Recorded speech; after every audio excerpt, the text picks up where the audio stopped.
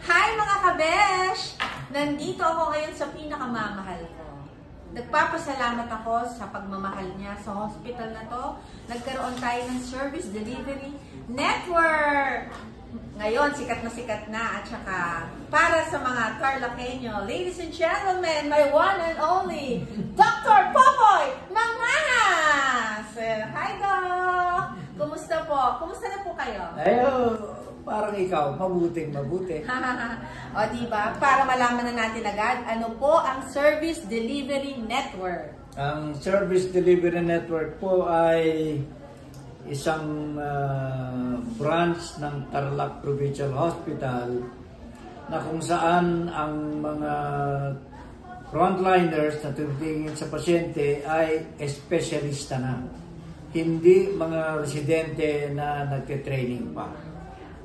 Yun ang feature ng tinatawag naming SDN. Di ba dati konsulta lang, operation lang? We're so proud. Paano nagawa na meron pa tayong hospital ng SDN? Kung yan, inumpisahan yan ni dating Governor Victor Yap. Mga 2016 yata yun, kung tama yung aking recollection, na ang gusto niya natitingin sa mga pasyente sa Tarlac ay yung mga tumitingin din sa kanila sa private hospitals. Kasi kung ang pasyente pupunta sa private hospitals, ang titingin doon, lahat espesyalista na.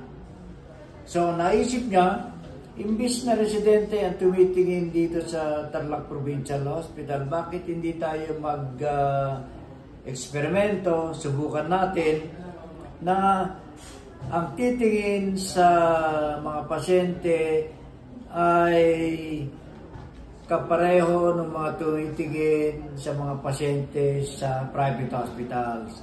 Na ang kanyang tagline ay, ang doktor ng mayaman ay doktor din mahirap. Meaning, noon kasi, yung mahirap, walang ibang pupuntahan, kundi Tarlac Provincial Hospital. At yung may kwarta, pupunta sa mga private hospitals.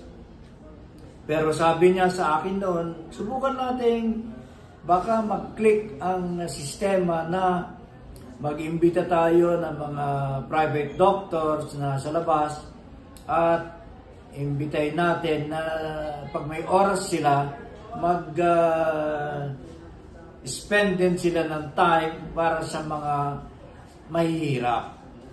So, ang nangyari, nag-imbita kami ng mga private doctors sa hospital na hindi konektado, meaning walang sweldo kinukuha sa provincial hospital. At sila ang tatao dito sa tinatawag nating SDN.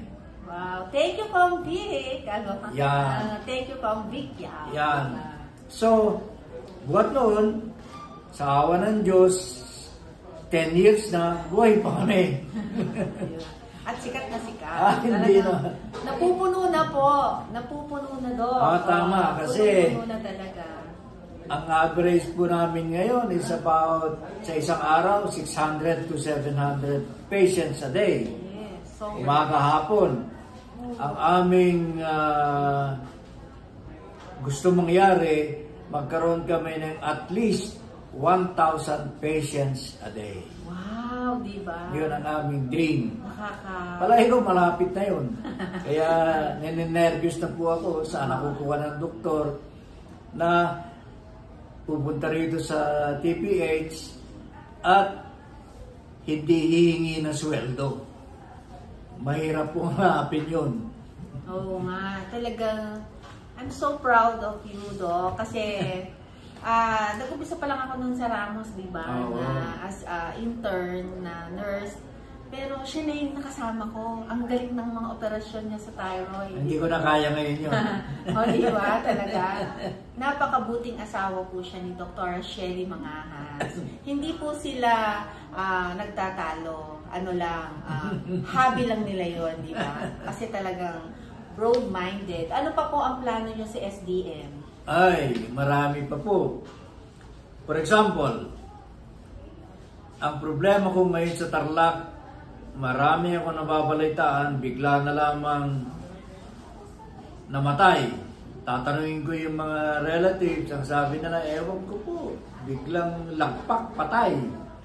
So, palagay ko, nangyayari doon, mga heart attack yung mga yun, na matagal lang may sakit sa puso, at bigla na lang bibigay yung puso, biglang mamamatay, magko-collapse. Eh ngayon po, may tinatawag na cath lab, na bago ka pa atakin, may examine na yung puso mo, na may angiography, kinukuha ng x-ray yung puso mo, at kung may barado, lalagyan ka agad ng stent para hindi ka atakihin. Ay, Dok, ang galing. Sa Manila po yan, ang gastos, usually, pinakamura 500,000. Pinakamahal siguro 1,500,000. Depende sa dami ng ugat na aayusin. Ang plano po namin dito sa TPH, sa SCN, lahat yan libre. Wow! Tarlakenyo, humanda kayo Serbisyong Maya. Yan po ang aming plano na siguro, ito pong buong building na to, magkakaroon ng extension dyan sa likod na kasing laki ng hospital, ng section ng TPH na ito. Doon namin ilalagay yung cath lab, ang tawag. Cath lab. Oo, Manda ka cath lab. So, yun po ang plano namin. So, nakita ko na kung saan manggagaling ang pambayad, PhilHealth po ang magbabayad. Ang problema ko na lang ngayon, titingin ng doktor na willing na walang tatanggapin ng sweldo, basta gagawin niya yung dapat magawa para sa puso. Kailangan may malasakit daw. Malasakit. Talagang malasakit. Oo, tama. Talagang humaba sana pa ang buhay mo. Nako. At maging batang-bata. O, diba? Love na love ko po ito talagang. Tinatawag na po tayo ng Diyos eh. Ay, hindi mo. Marami pang plano sa iyo ang Panginoon. Sana. Yes. So, thank you very much sa lawak ng plano mo para sa Tarlakenyo, sa buo. Marami pong salamat kay Kong Victor Yao para sa SDN at sa mga plano pang darating. Marami pong salamat kay Governor Christian Yap at kay Mayor Susan Yap, Serbisyong Maya. At wala po akong pasasalamatan kundi si Doc Popoy Mangas. Thank you, Doc. Saan pa makikita yan? Sa Facebook? Siyempre, sa Arlene Cabesh Vlog, o diba? Okay. Last na tanong ko, Okay. bakit hindi ka sumusuko sa buhay? Ano hindi sumusuko? Sa pagtatrabaho? Sa buhay. Sa buhay? In spite of marami tayong pinagdaanan, alam mo yan. Habang buhay, laban. Yun lang. Habang may buhay, may laban. Kasi kung wala ng laban, boring na yan. Boring na.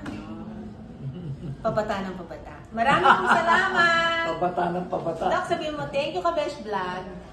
Thank you, Kabes Vlog. Salamat. Thank you, Doc Boy. Love you. Yun pala.